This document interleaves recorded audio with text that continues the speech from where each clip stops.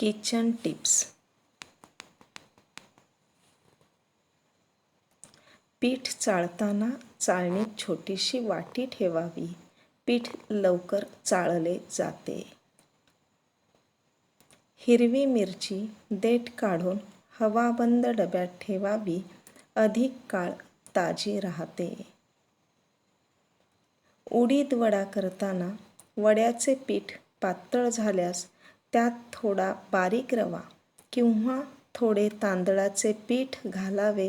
वडे कुरकुरीत होतात.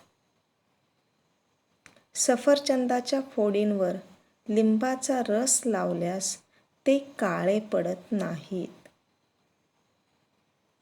मिरचीचा खरडा करतेवेळी त्यात थोडा लिंबू पिळावा, म्हणजे खरड्याचा रंग हिरवा राहतो. पुरणाची पोळी करताना कणकेत थोडी हळद टाकावी. पोळ्यांना रंग छान येतो. धने, जिरे यांची पावडर बारीक करताना त्यात थोडे मीठ घालावे. धने, जिरे एकदम बारीक होतात. पावडर अधिक काळ चांगली राहते. फ्रीजला वास येत असेल तर लिंबाचे लहान तुकडे कापून फ्रीजमध्ये ठेवावेत. वास निघून जाईल.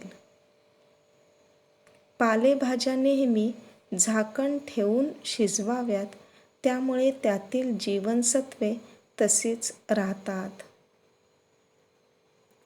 जास्त कडधान्य घेत असाल तर ते भाजून बोरीक पावडर लावून नीट ठेवले म्हणजे अधिक टिकते.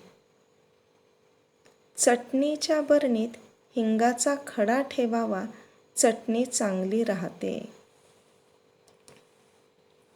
दह्याची लस्सी करताना त्यात पाण्याऐवजी दूध वापरावे. लस्सी स्वादिष्ट होते.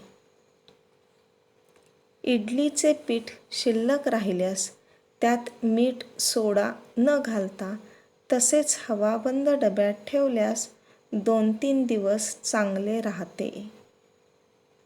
चिक्कूचा ज्यूस करताना पाण्याऐवजी दूध वापरावे. ज्यूस चविष्ट होतो. पालेभाज्या करताना थोडा वेळ त्या मिठाच्या पाण्यात ठेवाव्यात, त्यामुळे त्यावर मारलेली रासायनिक औषधे निघून जातात. आमरस करताना त्यात चिमूटभर मीठ घालावे, म्हणजे आमरस बाधत नाही. चक्क्याचं आम्रखंड करत असाल तर त्यामध्ये चांगल्या क्वालिटीचा आंबा वापरावा. शेवयाची खीर झाल्यावर कोमट असताना जायफळ किसून घालावे. स्वाद चांगला येतो.